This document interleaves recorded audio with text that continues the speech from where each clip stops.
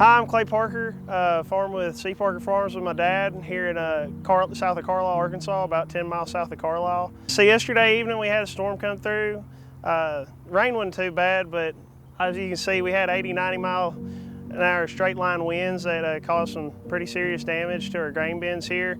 The bins themselves aren't compromised as far as they're holding the grain, and that's fine, but our loop system that we use to move grain between the bins and out of the bins is pretty much totaled right now. We also had some different structures, some pole barns around the farm. One was leveled, the other one was tore up pretty bad.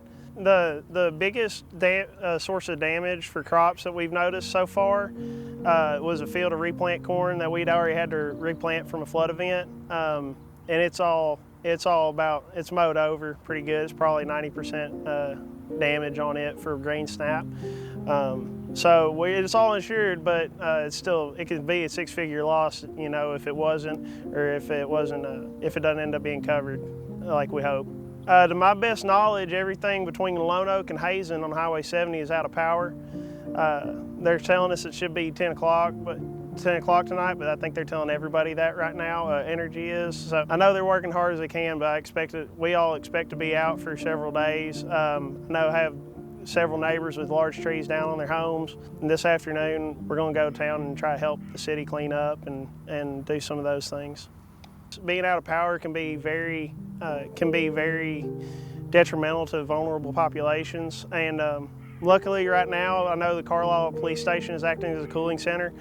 Your vulnerable populations like low income and the elderly and young people could be really at risk. So it's something important to look out for your neighbor and try to take care of everybody you can. I'm not sure what we're going to do on the corn damage I talked about earlier. We'll probably have to replant the beans, but it all depends, and we'll have to wait for insurance adjusters to come out and deal with that. As far as the grain bins go, we'll be able to get, I think they'll be fine for storage for right now, but we will have to tear all this stuff, all the loop and everything out and fix all that, and it's going to take a lot of doing.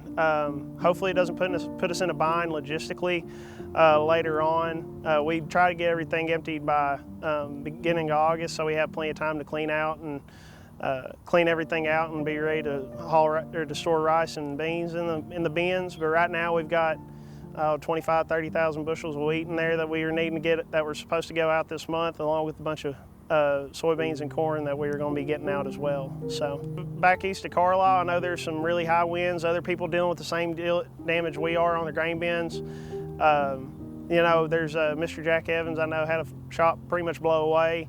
So there's a lot of folks that are going to have to deal with this, and some people it's going to be really tough on. Some people are going to be able to go right on through. So I know there is a lot of green snap damage, corn damage from wind, and that's really the most prevalent crop damage I know of.